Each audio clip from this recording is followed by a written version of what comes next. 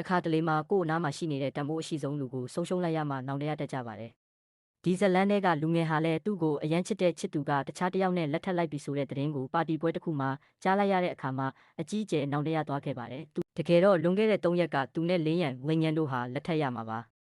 ဒါပေမဲ့မင်္ဂလာဆောင်နေ့မှာပဲသူ့ရဲ့ညီမဖြစ်သူကနေမကောင်းမှုဆိုပြီးလိန်ညာခေါ်ယူခဲ့တာကြောင့်သူဟာသူတို့သမီးကိုပြစ်ထားပြီးထွက်သွားခဲ့ပါတယ်သူတို့သားကပြစ်သွားတဲ့အတွက်လင်းရန်ဟာဧည့်သည်တွေကြားမှာအဆက်ကွဲပြီးမင်္ဂလာပွဲကိုဖျက်သိမ်းလိုက်ရပါတယ်ပွဲတက်လာတဲ့သူတွေကလည်းသူမကိုမိဘမဲ့မို့လို့အခုလိုအပြစ်ခံရတာဆိုပြီးဝိုင်းဝန်းလောင်ပြောင်နေကြချိန်မှာပဲမထင်မှတ်ထားတဲ့လူစိမ်းတစ်ယောက်ပေါ်လာပြီးသူမကိုလက်ထပ်ခွင့်တောင်းလိုက်ပါတယ်အစမှာတော့နောက်ပြောင်နေတယ်လို့ထင်ခဲ့ပေမဲ့ထိုလူဟာအတီးဖြစ်ကြောင်းပြောတဲ့အခါလင်းရန်လည်းသဘောတူလိုက်ပါတယ်ဒါပေမဲ့အိမ်ပြန်ရောက်တဲ့အခါမှာတော့သူမရဲ့မိဘတွေကသူမကိုရိုက်နှက်ပြီးအိမ်ပေါ်ကနေထုတ်ဖို့ကြိုးစားခဲ့ကြပါတယ်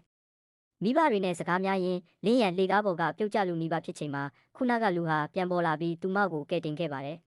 သူကလင်းရန်ဟာအခုကျွန်တော်ဇနီးဖြစ်နေပါပြီဘယ်သူမှလက်ဖျားနဲ့တောင်မလို့ရဘူးလို့ရဲရဲဝံ့ဝံ့ပြောလိုက်ပါတယ်